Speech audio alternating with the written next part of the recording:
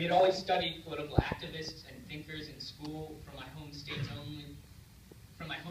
own Henry David Thoreau to Gandhi and Mandela. We even had a mandatory essay contest based off Martin Luther King Jr.'s letters from Birmingham jail. And so I expected my American principal to fully uphold the values, the rights to freedom, freedom of opinion and freedom of expression, which she had spent so many years cultivating in the minds of my neighborhood peers. So I was surprised when she revealed that she thought I had not been punished enough. I had not been sufficiently punished, and I would not be allowed to attend my prom.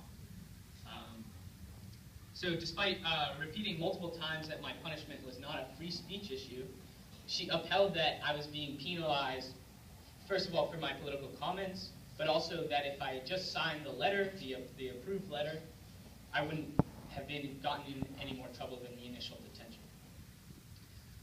For our foreign guests, I'll briefly explain what prom is. So prom is the final formal dance at American high schools, hosted as the last event before graduation. I didn't really care about it. I wasn't super bothered, but for some people it really is a big deal. And in American culture, it's considered a once-in-a-lifetime event. Okay, I was surprised again when the Boston Globe decided to feature my story on the front page. I couldn't understand why missing a school dance was so newsworthy, and I didn't really care that I wasn't allowed to go. However, some reflection has helped for me to understand why journalists and activists such as Dr. Youngjin Lee have taken so much interest in my story. Again, my study of the story of China's rise to prominence, economically and politically, has always been intertwined with criticisms of China's authoritarian regime. The name of this panel is China's alarming influence on the world, but what form will that influence take? Most foreigners will never interact directly with a Chinese Communist Party member, live the oppression of a Chinese law, or walk daily through militarized police checkpoints in Lhasa or Xinjiang. But we are not free from the economic and political influence of the regime. Rather, the influence of China's rising economy will manifest in the institutions and individuals that we trust and call our own, through self-censorship and policies designed to appease the CCP. For foreigners, Chinese influence will not take the form of a Kalashnikov, but will rather be the sweet taste of a mooncake at a cultural festival, for example, put on by the Confucian Institutes, or an irresistible loan from the Asian Development Bank.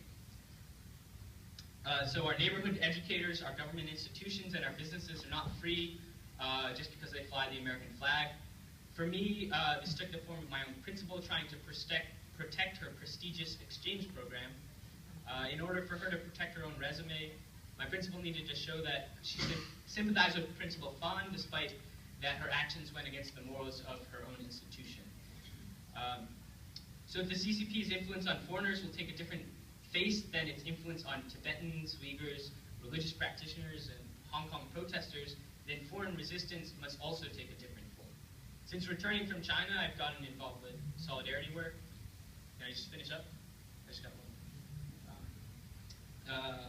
I'm affiliated with this underground organization on mainland China, Zhongguo Laohong Tan. In Hong Kong, that's Shihui Zhui Xingdong.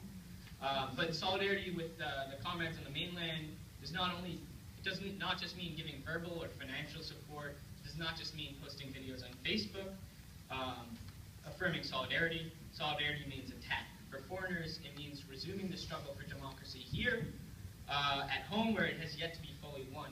One example that comes to mind is the Israeli doctor working to outlaw this, or